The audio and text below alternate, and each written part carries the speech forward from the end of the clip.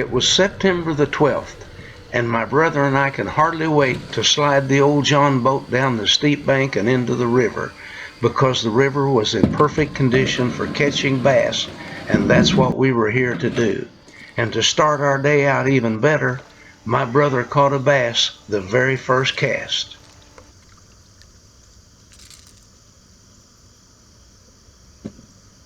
It is. Look at that.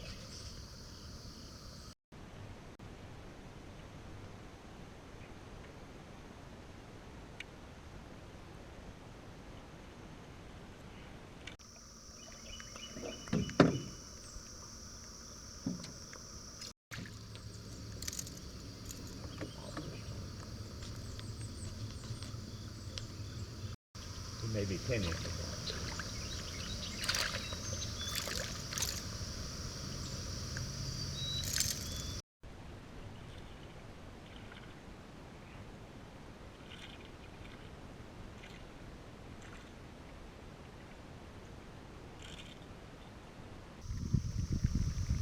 It was hard to break away from the fishing, but I just had to get some pictures of the Indian paintbrush that was growing on the bank on the left side of the river.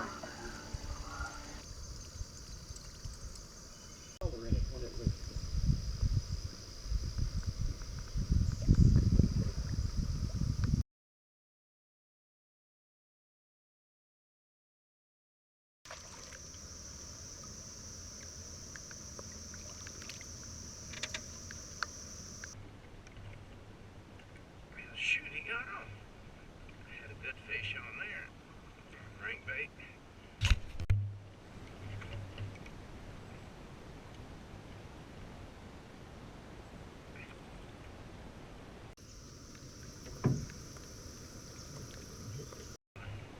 Still got him.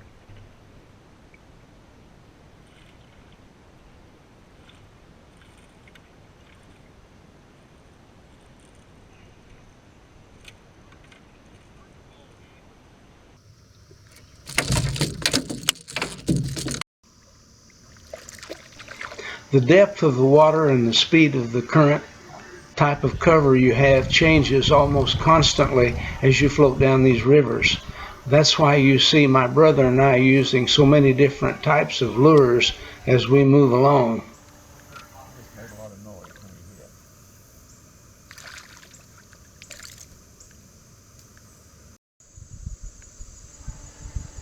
Some more of these beautiful Indian paintbrush.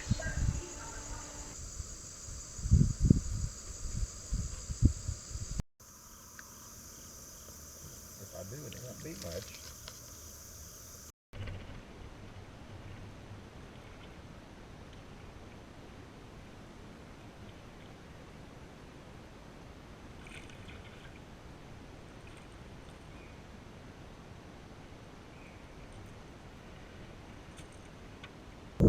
Isn't this a beautiful little spotted bass?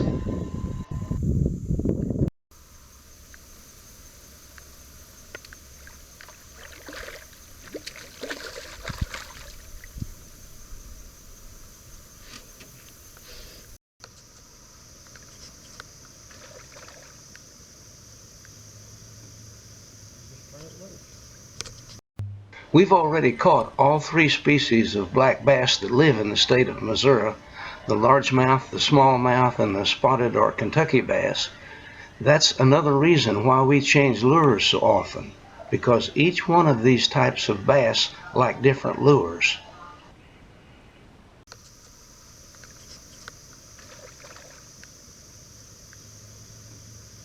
Just turn it loose.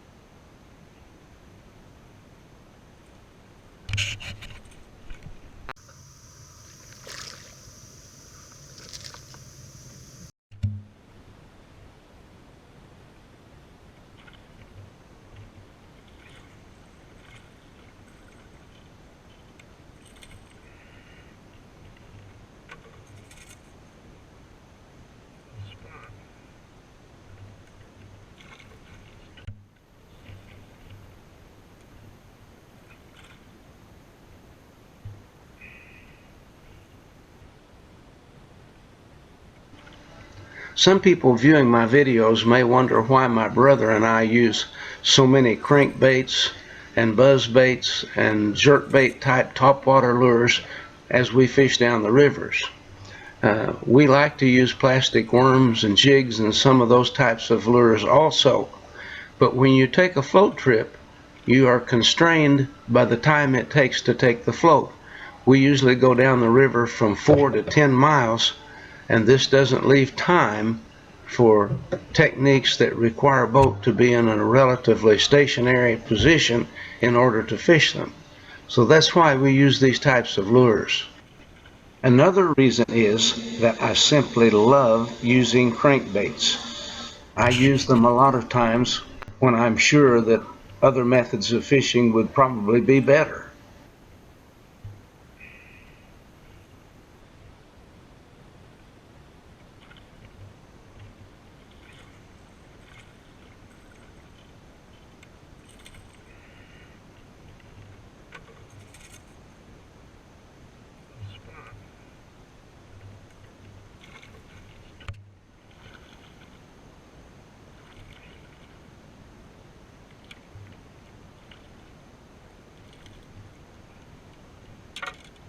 Smallmouth bass love these lures that imitate crawfish.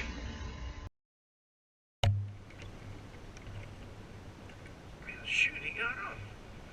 Had a good fish on there. Crankbait. This series of videos that you're looking at right now shows you why I enjoy so much making fishing videos, because I am in total control. At this time, it looks like my brother's not catching anything. I'm catching fish after fish after fish, and he's not catching anything. And that's why I enjoy it so much. I can leave him totally out if I want to. Like today, we're taking a pretty long float, and I could run short on battery life. So if I'm going to leave something out, why not leave his out?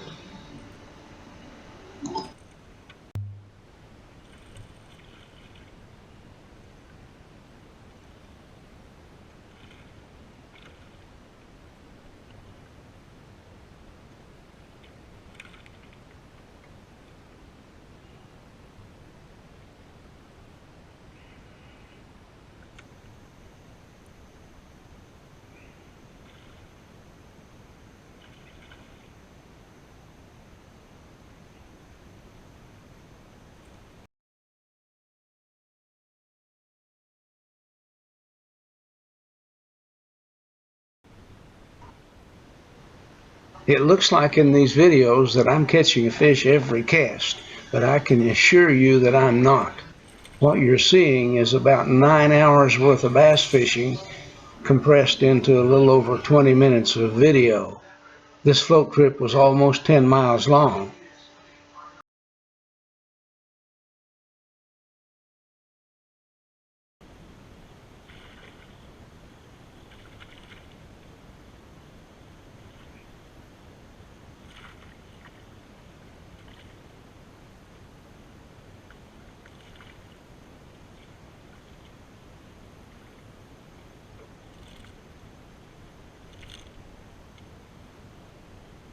There's all kinds of fish in this hole.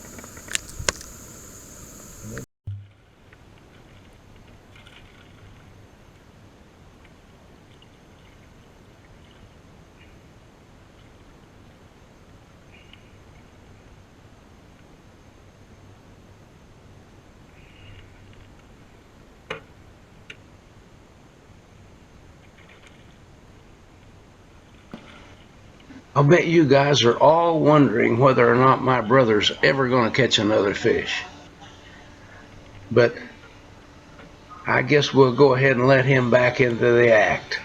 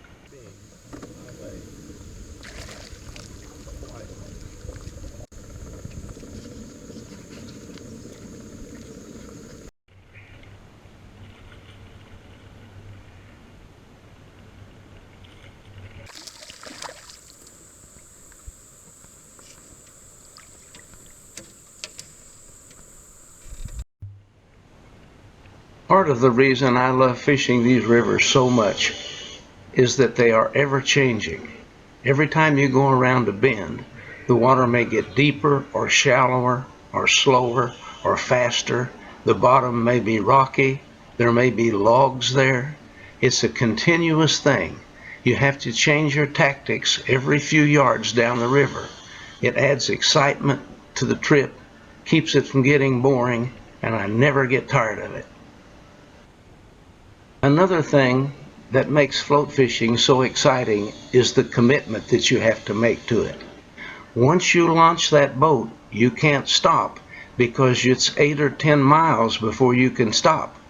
You have to go to the end of the float. No matter how rough the fishing is, no matter how bad they bite, no matter what goes wrong with the weather, no matter what, you have to stay with it to the very end. That's 40. He's fast. He ain't very big, but he was fast. I thought he was. Several viewers have asked why my brother and I use 6 or 8 pound test line to fish for bass. The reason is on these Ozark streams, you get a lot more strikes that way. We lose a few bass that way, but for us it doesn't matter because chances are we're going to turn them loose anyway.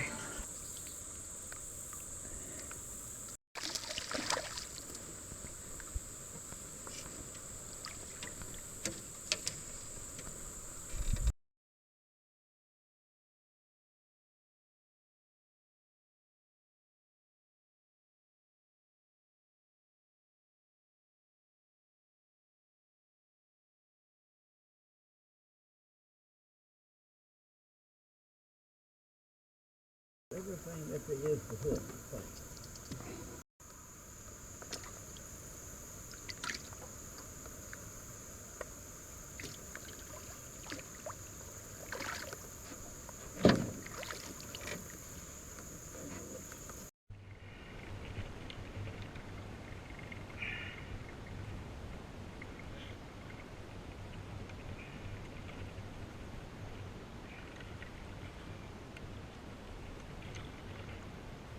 Huh?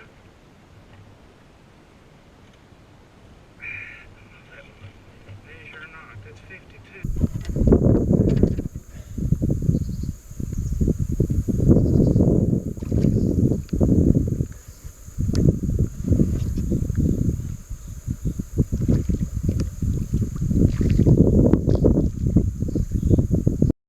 Earlier, I talked about using 6 or 8 pound test line for bass, but that's only on our spinning rods. Anytime you see us using casting rods, we're using 12 to 14 pound test line. Like the smallmouth, the spotted bass loves those lures that imitate crawfish.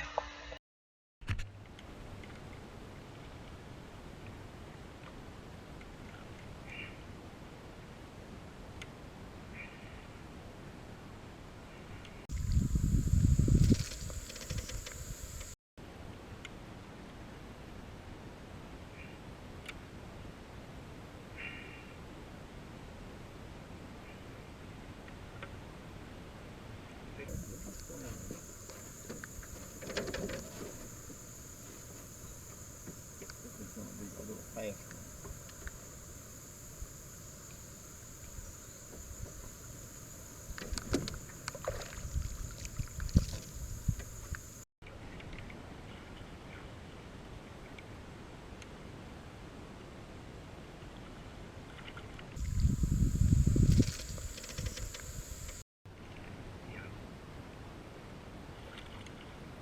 I'm sitting here trying to think.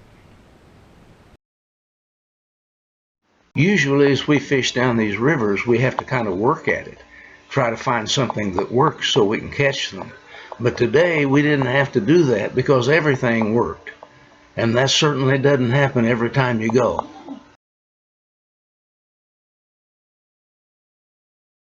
They're dangerous. This particular stretch of water is about 1.5 miles long, and there are so many trees, so much brush, so much debris that we didn't get to do a whole lot of fishing. We just had to kind of make our way through it.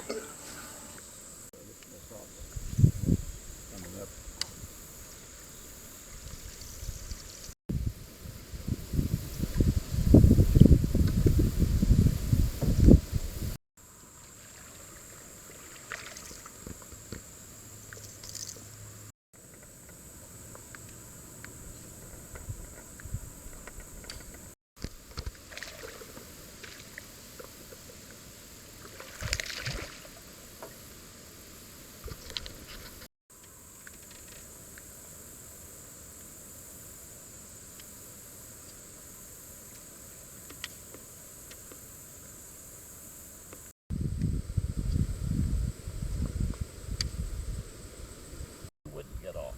You hooked too good.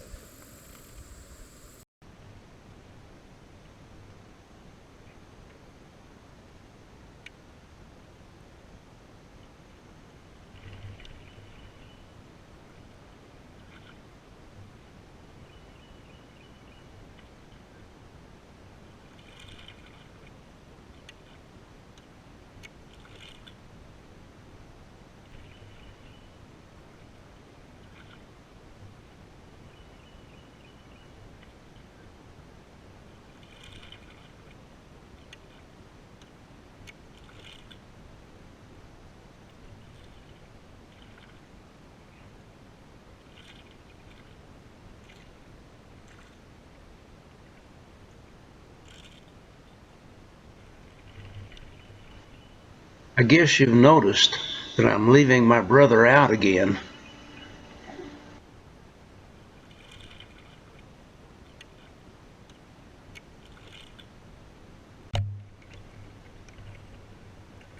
Shoot, he got off. I had a good fish on there. Crankbait.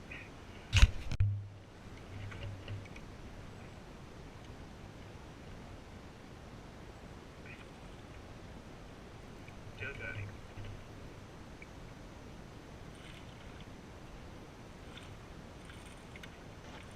Well, our fishing trip is over. Now we have to motor about 1.5 miles with our electric motor to get to our takeout place.